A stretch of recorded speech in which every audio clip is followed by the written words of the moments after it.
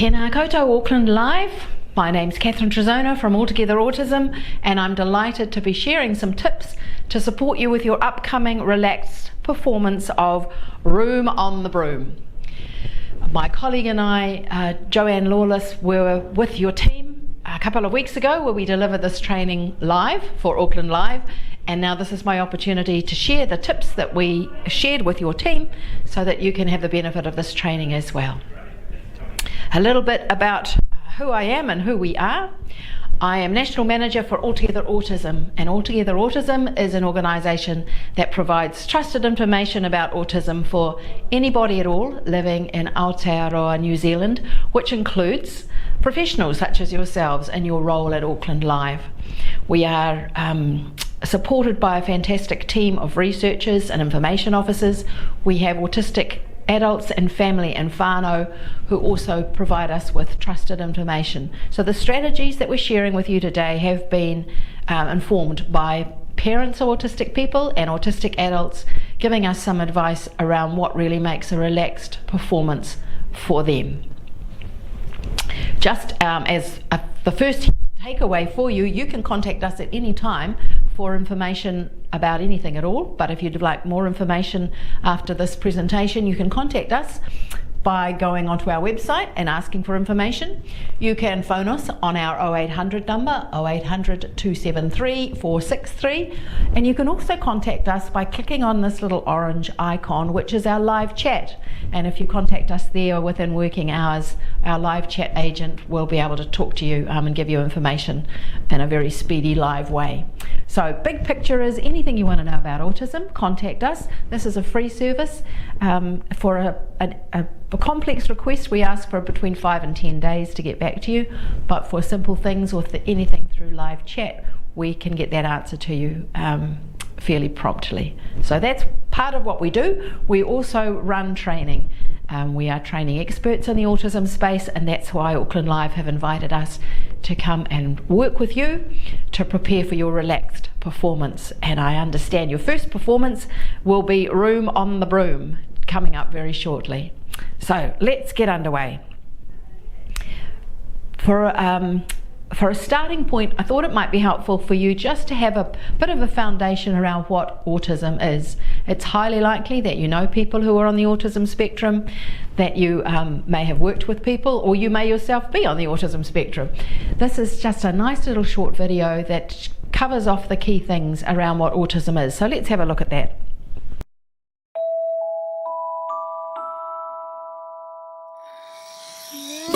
We are all different, and that's wonderful.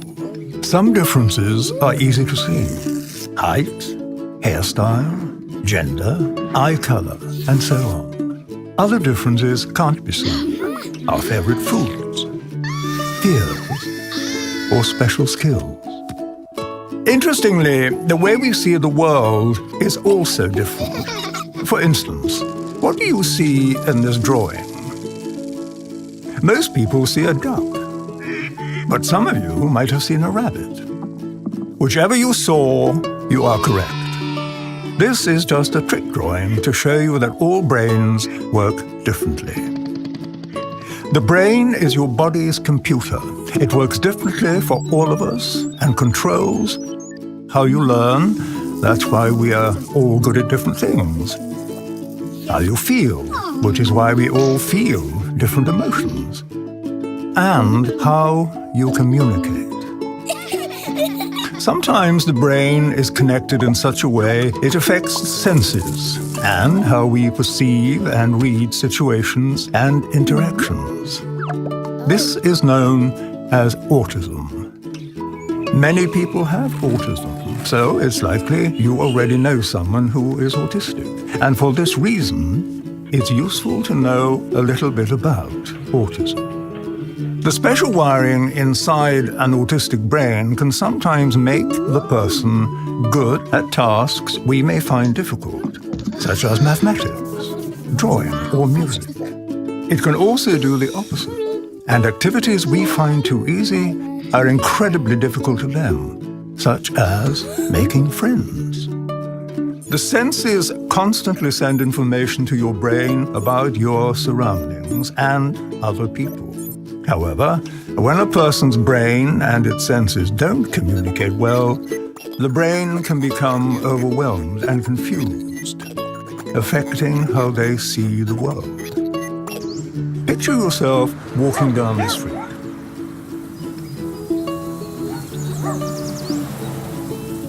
This is how an autistic brain may experience the same walk. Scary, isn't it? Sadly, in many cases, the person can't say out loud how they feel. So even though there's chaos going on in their heads, they seem okay on the outside, unable to ask for help. We all develop behaviors to help us feel calm in uncomfortable situations. We may look away, hug ourselves, chew our fingernails, fidget, bite our lips, and so on. Equally, autistic people develop behaviors that help them cope with these intense moments. These actions may seem unusual, but they're just their way to feel calm. When they happen, it means they are having a hard time. The kind thing to do is not to give them an even harder time by getting cross, ignoring them, or mocking them.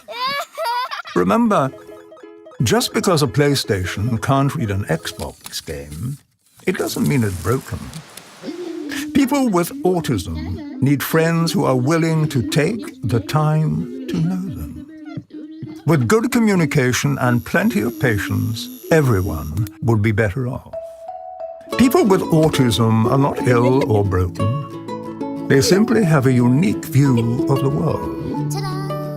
And with a little support from their friends, they might just be able to share that view with us. Autism can make amazing things happen.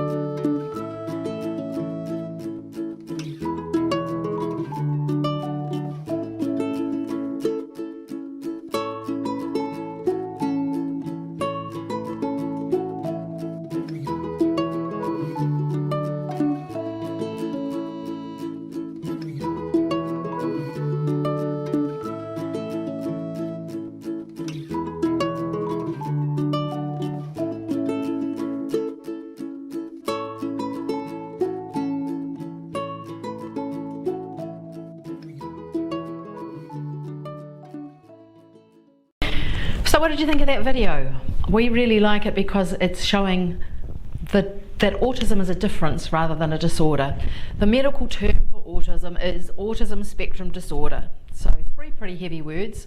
Autism has at its root the idea of aut as in automatic or autonomy, and it's certainly true that autistic people generally feel really strongly about their autonomy.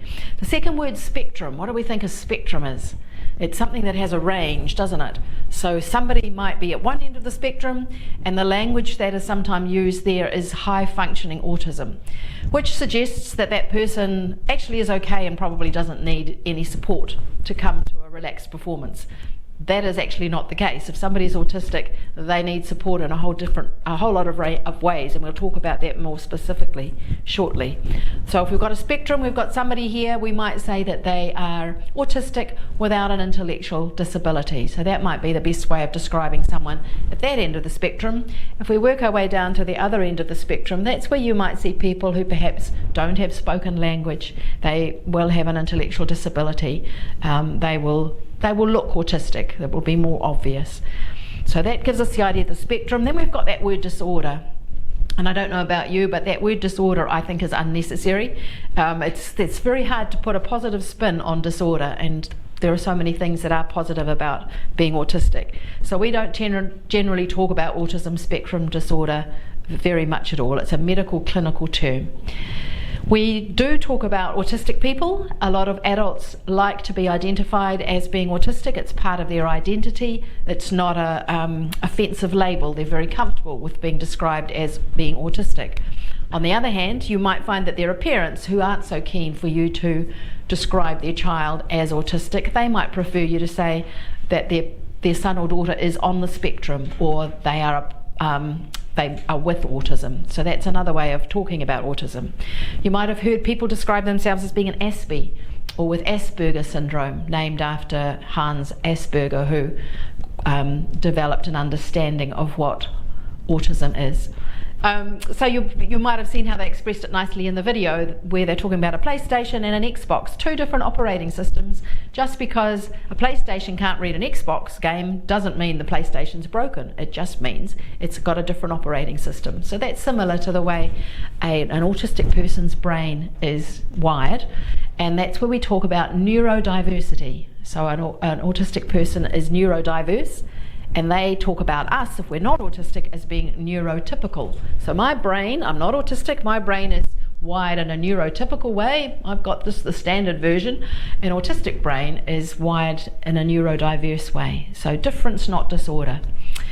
The latest way to describe autism, which we think is just such a beautiful addition to the language that we have, is this word here, takiwātanga.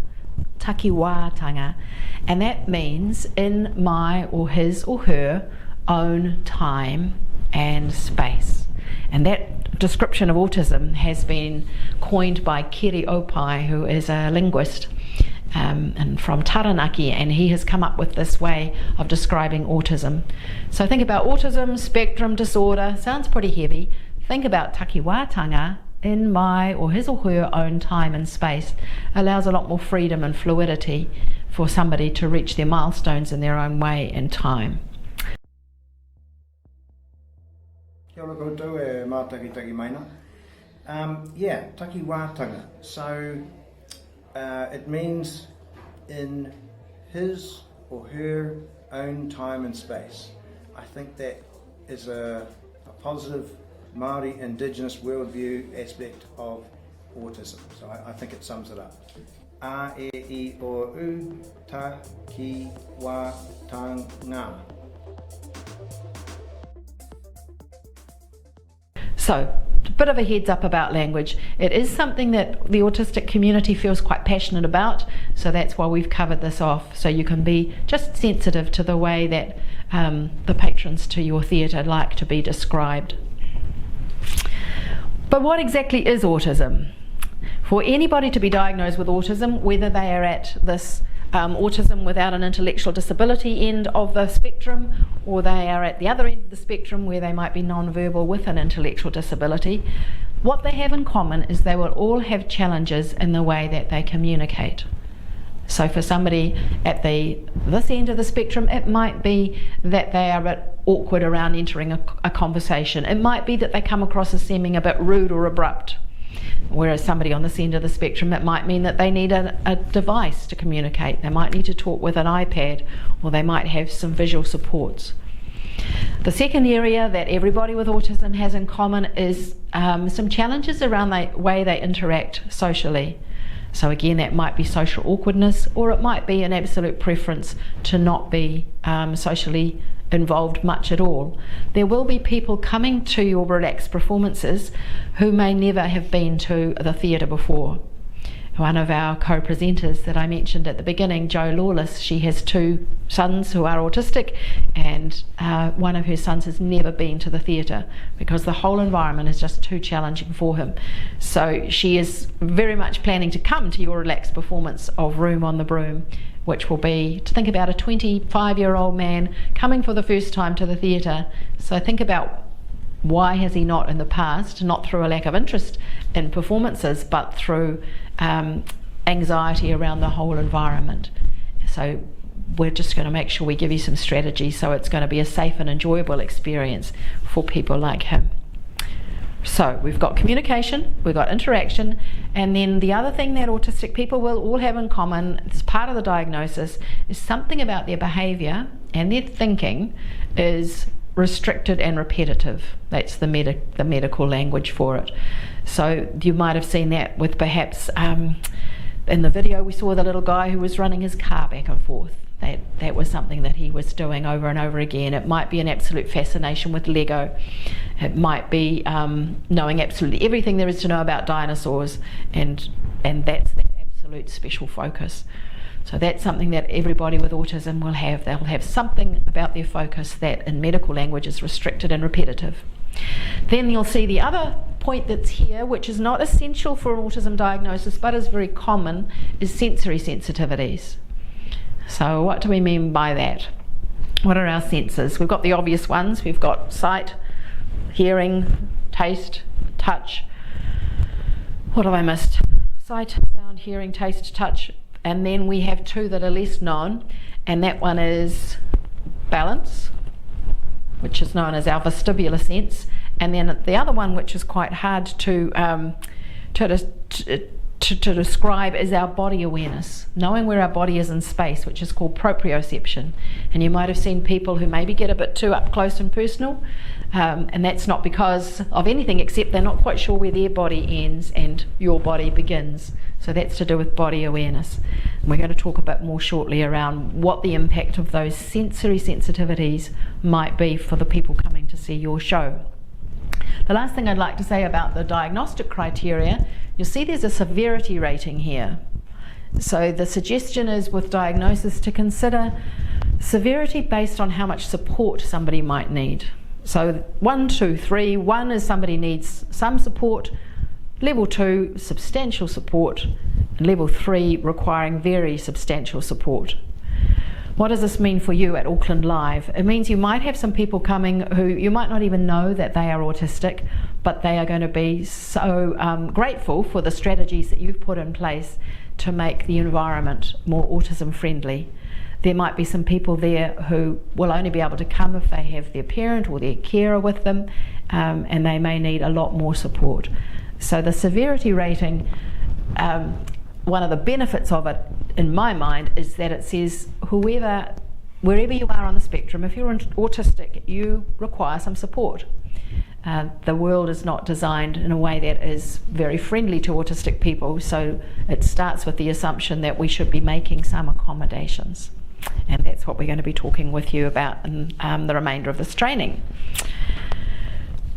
Some of the things that you might see, you very probably are going to see some people who are anxious.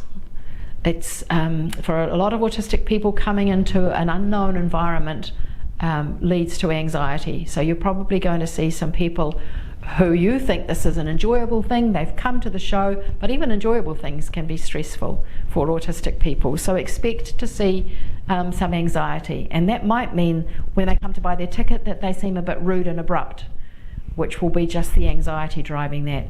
It might mean that they come into the auditorium and then they leave the auditorium and they need to come and go a few times. So just expect to see anxiety and be patient with it.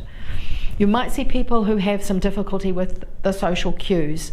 You might ask them to take their seats, or you might ring the bell telling them to take their seats, and they might not pick up on that. They might come and buy their ticket, and then you might want them to step aside so you can serve the next customer, and they might not pick up on the gesture that it's their turn to step to the side. So you might need to say to them, here's your ticket, thank you very much, can you make your way to the auditorium? You might need to be really explicit and not just expect them to know the social rules. You might see people with unusual rituals or routines. There might be people who come and open and shut the door a couple of times. There might be people who do some unusual things with their tickets. So just take that as perfectly normal. There definitely could be some people who find change difficult. And that means that if you've set things up in a certain way and then there's some changes to the program, or there's changes to the way that the physical environment looks, that could be difficult for them. We've touched on sensory sensitivities, and you very well may see people who are showing their sensory sensitivities. This might be around sensitivity to light, for example. It might be around sensitivity to sound. Loud noises can, if you've got a hypersensitivity to sound, loud noises can be pretty difficult to deal with. Around the social interaction, you might find that the conversations that you have or the social interactions that you have might seem as if they've been scripted. You might say, "Hi, how are you?" And they might say, "I'm fine, thank you. How are you?" And that will be if they have learned a certain script to deal with social interactions, which can help reduce the anxiety for them. So just look out for that as well. If you were to ask an autistic person a question, you very well might get a full answer to that, which might mean that they lead into talking about their interests a lot. If there's something about the performance that they have a special interest in, they might tell you a lot about that. Or you might just simply say, "Hi, how are you?" And they might say, "I'm fine, and I've been playing with my dinosaurs all morning, and did you know there's X number of dinosaurs?" So that could happen as well. There might be some unusual language used by some of the patrons who come in, and again, just roll with that. You might also see something which is called stimming. I don't know if you know what stimming is or if you've heard that expression before. Its official title is self-stimulatory behaviour, which is a mouthful. But basically stimming is any repetitive movement of a part of the body or maybe even an object. Have you ever flicked with a pen, played with a necklace? All of those things, most of us have stims, but they're quite common with autistic people. And one of the reasons for stims can be that they help reduce anxiety. So if you do see people that are perhaps pacing a lot, or they're flapping their hands a lot, or they might be talking to themselves, all of these things are just ways of either reducing anxiety or expressing excitement. Stims are often enjoyable, so don't think, "Oh, this is a worry, somebody's stimming." It might just be their way of saying, "I'm really excited, I'm coming to see Room on the Broom." You may see, I hope you don't, but you may see somebody who becomes so anxious during the performance or before the performance that it tips them over into a meltdown. And I don't know if you know much about meltdowns, but meltdowns can look like a tantrum. I think you probably know something about tantrums, but meltdowns are more like a medical event than a behavioural event. And what I mean by that is a tantrum might look like a child comes up and says, "Mum, Mum, Mum, I want an ice cream, I want an ice cream, Mum, I want an ice cream," and gets really emphatic and turns this into a tantrum, demanding they get an ice cream. If Mum was to give the child the ice cream, that behaviour would stop and the tantrum would be over, which is not the best way to deal with a tantrum, but that's what a tantrum looks like. On the other hand, if it's a meltdown, you might have somebody who is looking very agitated, might even be saying, "I want an ice cream, I want an ice cream, I want an ice cream." If it's a meltdown, it actually would be appropriate for Mum to give that child an ice cream if that stops them from tipping over into a meltdown. So a meltdown is usually not trying to manipulate. The person is losing control rather than trying to control an environment. So you might see some parents giving their children some access to iPads or giving them some responses that you think is rewarding bad behaviour. Just trust that the parents know what they're doing, and that cut them some slack, that it might actually be stopping their son or daughter from getting into an out of control state, which is obviously going to ruin their opportunity to be at the show and make things difficult for other people as well. So your best thing to do is just be guided by the parents, the whānau, the caregivers that are with autistic people, and not be surprised if you see some agitated behaviour. The autistic person themselves will be doing the very best they can to manage being in a new environment with high levels of anxiety and probably high levels of excitement as well. Here's another nice video which shows how a meltdown can look from the outside, but actually gives you a bit of insight about what's going on for the person themselves. So let's have a look at this.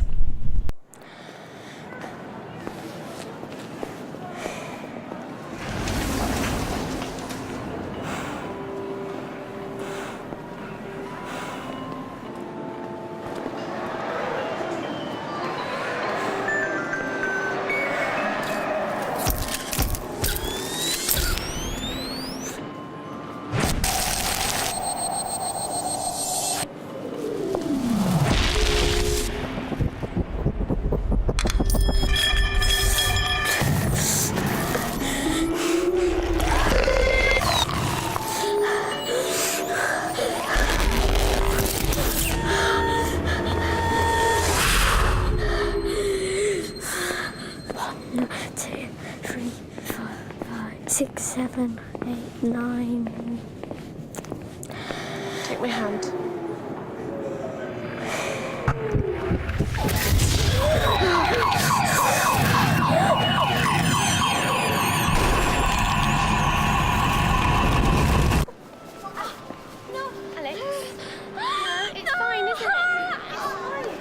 I'm not naughty. I'm autistic. And I just get too much information.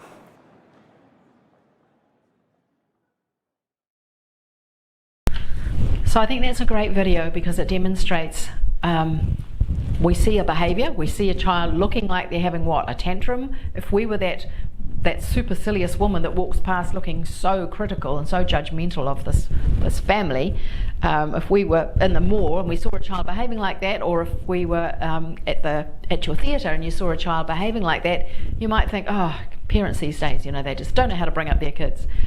But looking at what was going on for that boy, we can see that he was doing his absolute best to manage a really overwhelming environment. Did you see him use any self-calming strategies? Yeah, did you notice him counting? He was trying really hard to filter out all of the things that were going on, and he started to count to calm himself down. Did you see his mum try and give him some support as well? She used a really effective strategy as well. What did she say to him? Take my hand. 3 words, really simple, really clear instruction to try and get his attention and get him out of the sense of being overwhelmed. So from your point of view, if you see kids that are starting to look like they're heading for meltdown, trust that their families and their carers know what they're doing with them. Don't give them that critical look. Don't judge the families. Just quietly cheer them on to think this family is working really hard to allow this child to come to your performance. You may be able to redirect them to one of the low sensory environments. I know that Georgina and the team have worked out that there are 3 separate spaces that you can use for low sensory environments. In the foyer downstairs, there's going to be a low stimulation area that's going to be sectioned off just a little bit, so it's a bit private. And then upstairs, there's going to be the room called the quiet room. So that will be an absolute quiet room that will also have some sensory equipment for people who aren't so much trying to avoid sensory input, but are trying to get sensory input. So those are sensation seekers who find playing with fidget spinners or with balls they can squeeze is actually helping them to calm down. So that will be in the quiet room. And then the third room that will be available, thanks to Georgina and the team, is the low stimulation with the TV feed room. So this is for families who need to get out of the main auditorium so they can have that low sensory environment, but they still want to see the show, so they'll have the TV feed. So make sure you know where each of those 3 areas are so that you can redirect families to those areas, just as the mum did in that video. You're just going to really quietly, with clear language, say the quiet room is up the stairs and to the left, or whatever that, wherever that is going to be. So that's just a little bit about meltdowns. More sensory strategies, as well as the 3 spaces that you've got in your breakout spaces. We've talked about smells. So smells is one of our senses, isn't it? And for some people, they are hypersensitive to smell, so they find strong smells overwhelming. One of the particular areas of your theatre is quite a strong chemical smell in the toilets. If you're not sensitive to smell, you might not have noticed, but when we came and did a walkthrough of your theatre, that was one area that we noticed. So the strategy for that is going to ask the cleaners not to use the strong smelling cleaners for a couple of days before the relaxed performance, to try and just reduce those smells. Some people might bring scarves or preferred smells that they can use to blot out those strong smells, but I know that your theatre is going to try hard to reduce those smells as well. The other sense that can be overwhelmed in public spaces is the sound of hand dryers. They are really noisy if they're, those really high voltage hand dryers. So those are going to be off, so we don't have the risk that anybody's going to be alarmed or upset by the sound of those. The announcements that you make, we're going to reduce the sound of those as well. So again, there's not that really loud startle response that could come. The foyer music is going to be really chill and calm. So that's all addressing sound sensitivities.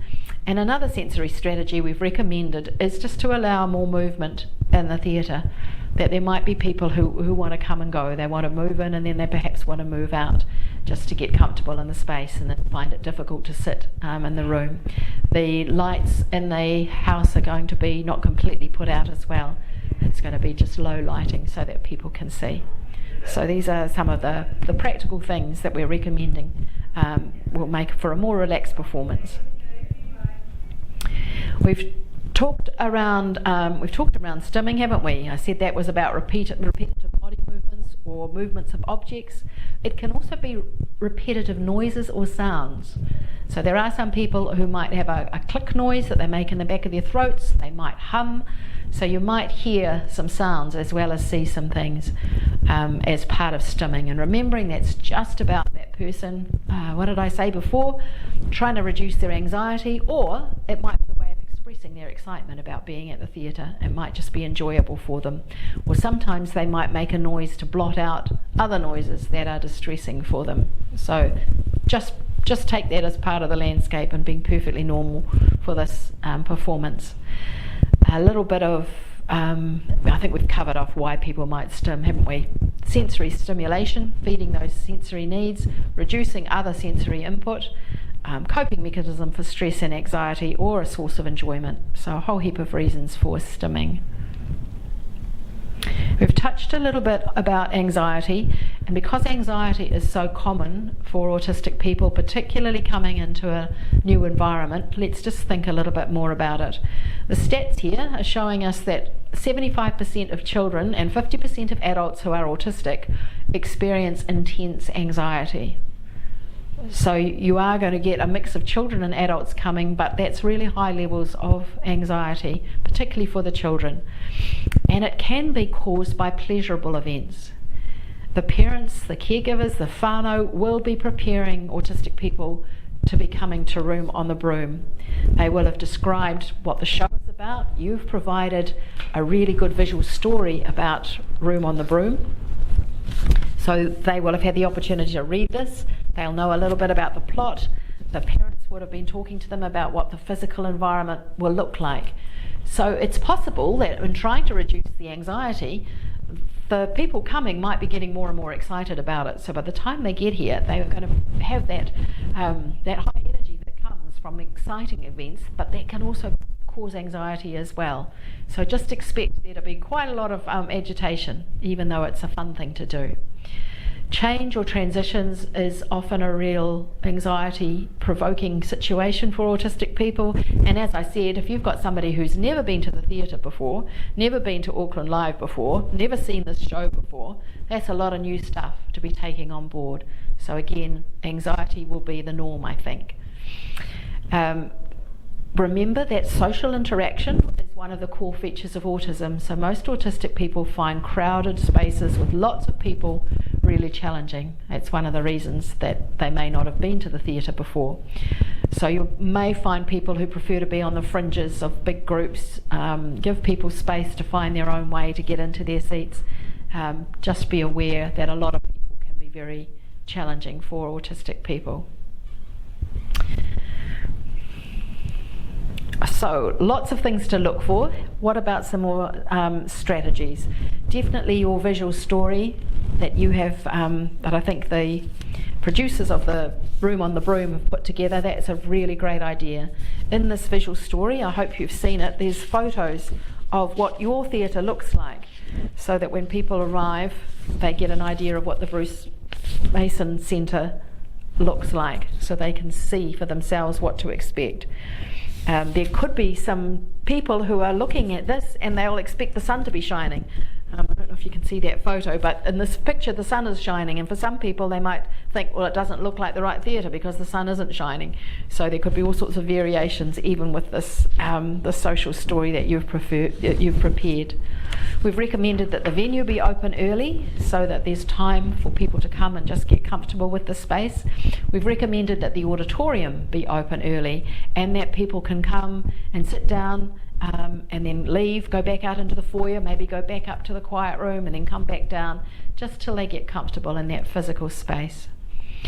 We've also suggested that there are particular seats that would be more suitable for people on the autism spectrum, ones toward the end, toward the edges. We've talked with your team about which those seats would be. So if you are using those seats, you wouldn't then for any reason ask them to move to another seat. Stick to those seats that they've been allocated.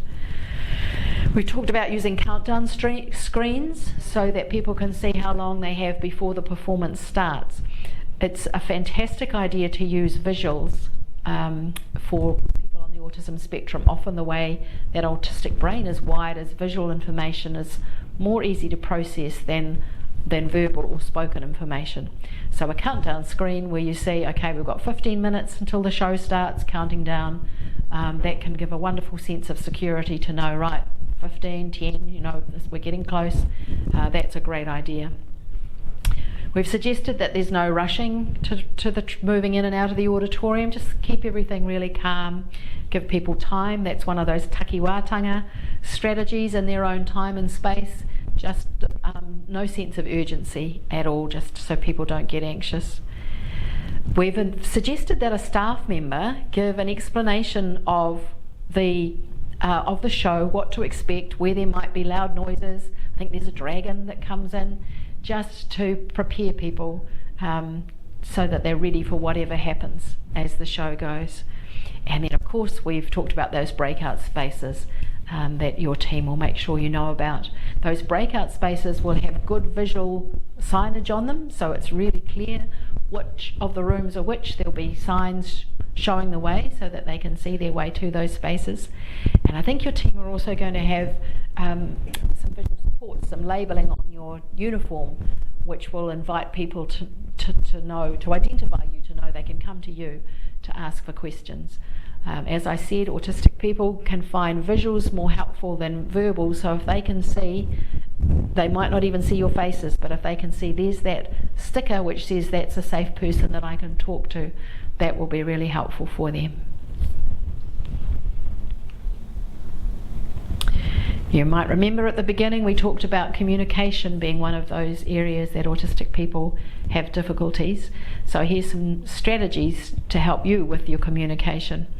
There may be people, as I said, who are non-verbal, who don't have spoken language, and they may communicate with an iPad or with some picture exchange communication systems. They might have alternate ways of communicating. So if that happens, try and respond to them using their device or give them things in writing. Written information will be really helpful.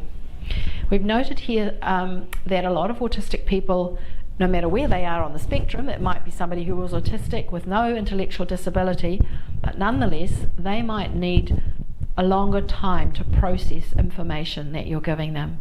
So even if you say a simple question as, how many tickets would you like? They might need longer to actually process that. And if that's the case, just try and be quiet and not give them another question, not try and hurry them along. Just, how many tickets would you like?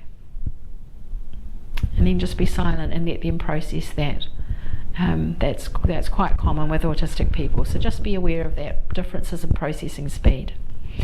Then we've got this interesting word, echolalia. Echolalia. Don't know if anybody's heard that before, but you'll see at the beginning of that word we've got echo. Echolalia is somebody who echoes back the last thing that you said. For example, if we were going back to how many tickets would you like, if somebody has echolalia, they might say to you, how many tickets would you like? Now they're not being cheeky and they're not being rude, that's just their way of processing the information that you have, the question that you've asked them, and they might not even understand the meaning of the words that you've asked them, but they might just be repeating it back. How many tickets would you like? How many tickets would you like? So don't be offended or upset if you hear people repeating back the things you say. It's time to go to the auditorium now. They might say, auditorium now. So that's just something else to look out for. There might be some difficulties to join in conversations, so that's again, if you're interacting, just try and be really sensitive to how much conversation they want. It might be that they have difficulty responding to questions that they're not expecting, but it also might be that once they start talking they have difficulty stopping that conversation. but you'll be guided by by them themselves and by their families that are there. So don't be judgmental if you're seeing that sort of conversational style. Then the last one here is a literal understanding of language. A lot of autistic people like us to say what we mean and mean what we say. So let's say it's a really wet day when they come and you say, oh, it's raining cats and dogs out there. With a literal understanding of language, if they like cats and dogs, they're going to expect to see cats and dogs coming down, because that's exactly what you said is going on. If you were to say to them, could you just hop out of the way, you might find that they hop out of the way because you've just said hop out of the way. A lot of these literal understandings can be quite humorous, but for the autistic person, if you said hop and they hop, they've done exactly the right thing from their understanding of it. So perhaps look out for that as well. Some additional strategies for supporting communication. Speak to the person. Always don't automatically just speak to their parents. Don't ignore the person that's standing in front of you. Use simple instructions.